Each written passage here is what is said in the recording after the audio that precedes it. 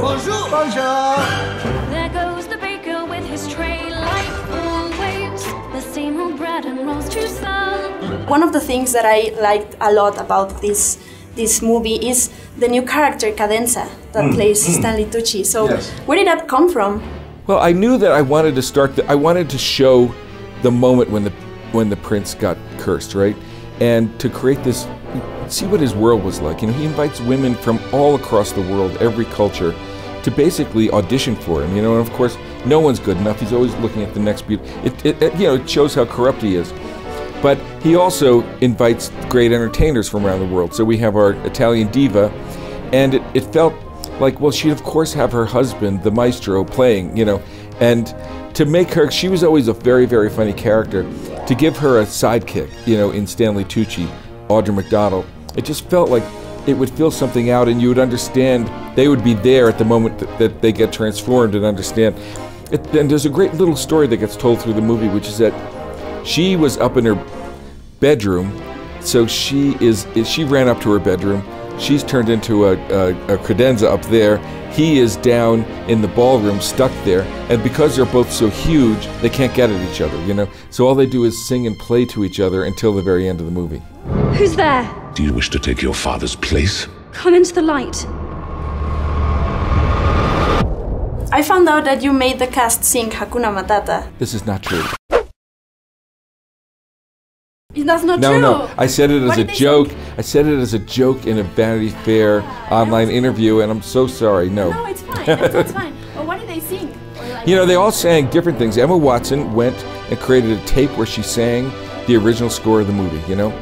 And Dan Stevens took a song from the Broadway show that the Beast had, and he sang that, you know? And of course, most amazingly, in a room half the size of this, Gaston stood and sang, Luke Evans stood and sang Gaston, you know, my ears are still ringing, you know. So, you know, we had basically the score for everybody to play with.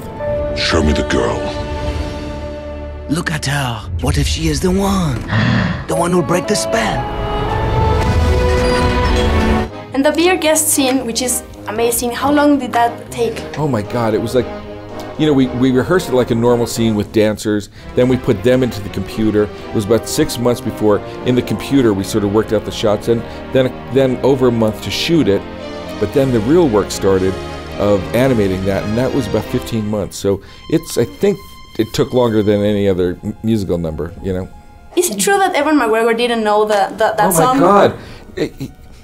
You cast Ewan McGregor, you know, I was so excited, you know, and then to find these two things out. A, he lives with a French woman, but he's the only person who can't, you know, do a French accent. He had to learn it later, you know. But more than that, it's like, be our what? You know, he had never heard Be Our Guest, and so suddenly, we assumed we'd go in like the next day and do a quick pre-record, and it's like, bum, bum, bum. Watching him learn it. We have video footage of it. It's hilarious, you know, Al Menken going, you know, what happened? There's somebody we didn't reach, you know, but he learned it and he kills it.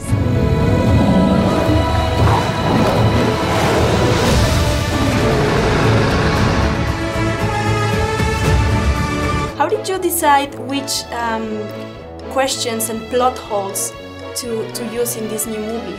Well, I think there are some famous ones, right, that everyone wonders about, like how old was he when he was cursed, if it was 10 years, and why does nobody remember, you know, things like that. And then there were more that just had to do with translating it into a human story, so knowing more about the characters. You want to know what made Maurice move to this town where they're misfits, and what's made him a little kind of daffy, you know? What happened to her mother? What happened to the Beast as a child to make him so damaged, you know? When you start to fill in those blanks, then you're talking about new scenes, and also you're turning these characters into human beings, you know, which they have to be if you've got these wonderful actors to play them. Think of the one thing you've always wanted. Now find it in your mind's eye and feel it in your heart. Your favorite scene from the animated movie, what was the one that you were looking forward to do it? I think it was Beauty and the Beast. It was the dance and the household staff singing, in our case Emma Thompson singing and watching, and just the sweep of that. You know, in 1991 when that movie was released, that was the first use of CG in animation, so that it wasn't all drawn, so that when when that camera sweeps through that room and up to the ceiling, that was a thrill that really you'd never seen in animation before, and I wanted to somehow, 25 years later, in a real room with real cameras, somehow create something that made you feel the same way. I'm not afraid.